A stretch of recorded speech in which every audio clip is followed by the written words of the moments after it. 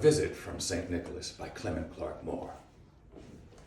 'Twas the night before Christmas, when all through the house not a creature was stirring, not even a mouse. The stockings were hung by the chimney with care, in hopes that St. Nicholas soon would be there. The children were nestled all snug in their beds, while visions of sugar plums danced in their heads. And Mamma in her kerchief and I in my cap had just settled our brains for a long winter's nap. When out on the lawn there rose such a clatter, I sprang from my bed to see what was the matter. Away to the window I flew like a flash, tore open the shutters and threw up the sash. The moon on the breast of the new-fallen snow gave a luster of midday to objects below.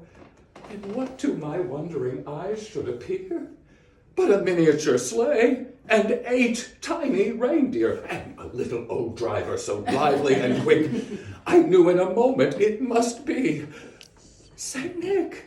More rapid than eagles, his coursers they came, and he whistled and shouted, and called them by name. Now Dasher, now Dancer, now Prancer, and Vixen, on Comet, on Cupid, on Dunder and Blitzen, to the top of the porch, to the top of the wall. Now dash away, dash away, dash away all.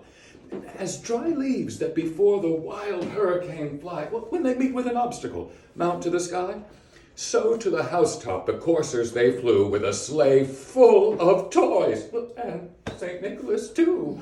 And then in a twinkling I heard on the roof the prancing and pawing of each little hoof.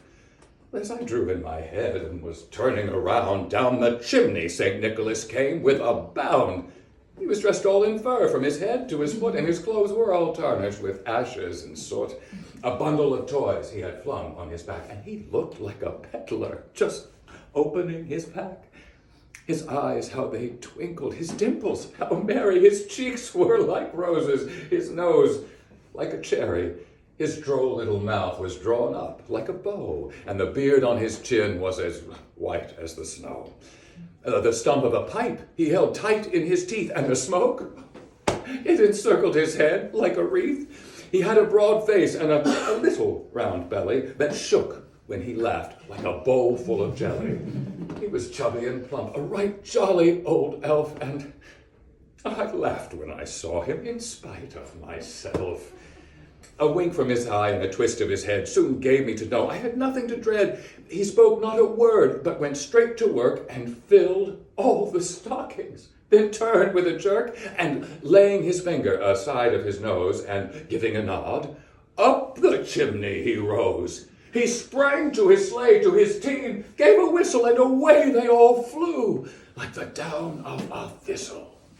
But I heard him exclaim, ere he drove out of sight, "A happy Christmas to all, and to all a good night." Very well done. That's an A if I ever heard one. Cheers.